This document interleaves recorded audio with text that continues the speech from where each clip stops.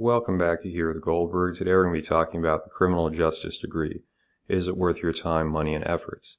Now in the past, whenever I've broached this subject, it has a tendency to elicit a highly emotional reaction from those who want to pursue criminal justice or be a cop, probably because they have an idealized view of how everything should go. And there's nothing inherently wrong with that, but at times you need to crystallize the path ahead in order to avoid making mistakes or just wasting money and ending up very far from where you want it to be.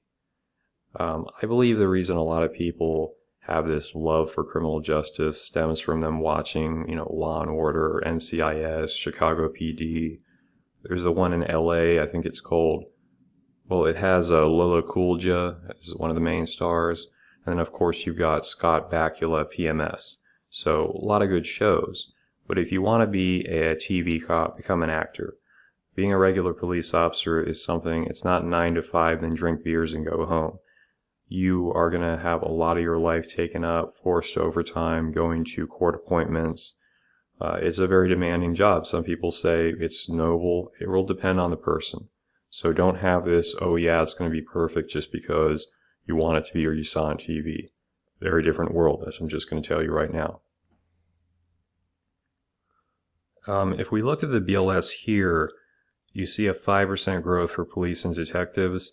That will probably be much higher because ever since 2013, the Trayvon Martin thing, there's been a massive exodus of cops from the departments for the simple fact that they've always been political, but now you can do everything by the book and some prosecutor will just charge you with assault because, well, it looked bad. And especially if your victim, if the suspect has a certain appearance, it gets even worse. These are things we just have to accept. It doesn't matter how, in touch you are with social justice. That's just the reality. Now, a lot of people say, well, I'm going to become a cop because I'll make a lot of money or for the pension. And indeed, in a lot of areas, you can make $100K either as your base or with overtime, although these are in some cases expensive regions where, you're going to have high taxes, cost of living. For the pension side of things, understand a lot of them are going the way of the dinosaur because they're considered unsustainable, quote unquote. So you, in the past, might have gotten like 60 or 50% of your highest salary. It's gone down to 20 or 30% mixed with a 401k. So it's not as, luscious. I would say if you really want a pension, go for being a firefighter or an EMT, maybe working in the public school system. Being a cop, you're going to deal with a lot of crap that is not worth it just to be able to maybe collect a check if you haven't been fired or you're not dead. So don't go for it, oh, I'm going to get benefits. That's the wrong mentality, and it's not going to be worth it, especially if you're in some of the rougher areas that cops have to work. My advice, if you want to be a police officer, read this book. He explains, this is back in the 80s, 90s, already how political the departments had become. Just a really fascinating book about a guy who I thought was a pretty good leader. He had a lot of flaws, not everyone agreed with him, but definitely something to investigate. And also this one, which his political opinions will definitely turn off many folks. But he's also kind of brutally honest in the fact that not everyone should be a cop, including many people who are currently cops. He said if you don't have the presence, the ability to command respect, the physique, get out of the police department. But this is just a very raw, brutal take, which is worth examining. If you think, oh yeah, being a cop is awesome, read this book. I highly recommend it, even if you will probably get offended by some of the stuff that he spouts. And honestly, Paul Blart was a documentary. A lot of guys who either fail to become cops or think they're going to become cops but never will work private security, and they have the worst mentalities ever. Don't become a cop because, oh, I'm going to be a badass. No. Join the military, and most of the times those guys can't even get accepted to the military, so they try to go to the police department. Bad idea. Totally bad idea. They're the guys who just abuse their power, the bullies, whatever. They're the ones that will draw before even trying to de-escalate. A lot of folks have no business being cops, and part of that's because of the system itself.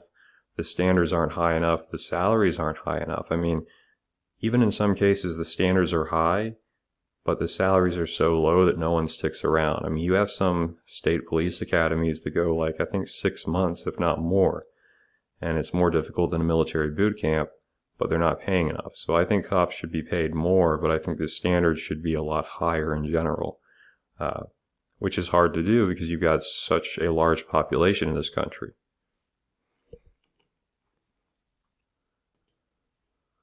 And then, we shouldn't just say it's police officers, probation officers, and also prison guards, essentially. 4% growth. Much of this, of course, has been privatized, both the prisons and also even the probation system, which was a big scandal in Georgia. But that's not a terrible direction to go in. I think you are going to see, at least with some crimes, more of an emphasis on the parole system and getting people out of prison, but it remains to be seen. Maybe they're going to be locking up people who violate, quarantines or whichever thing they can think of, because the prison industry is huge.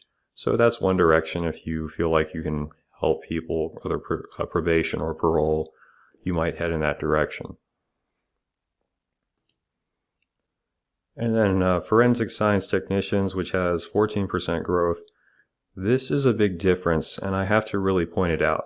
If you envision yourself being Nick Jonas, you want to be a badass FBI agent, FBI and local cops, state police are going to typically demand different educational backgrounds.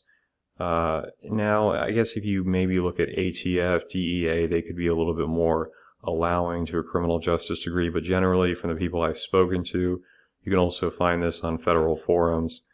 The FBI does not look kindly on criminal justice because, first of all, the subject matter in criminal justice is less relevant to white-collar crime, which is mainly what the FBI does. And they also tend to associate people who major in criminal justice with that person having their own criminal problems, misdemeanors, felonies. And I've seen this actually in real life. It's played out in many cases. So now, that doesn't mean that you're all criminals if you do it, but it's just the perception-wise. You want to go FBI, you're better off doing accounting, forensics, maybe finance, physics even. Psychology isn't bad either. A double major, like maybe accounting and psychology would be good because that's what you're going to be dealing with. Usually, for the most part, going after more like organized crime and even white-collar. You need those analytical skills more than, okay, I know how the court system works.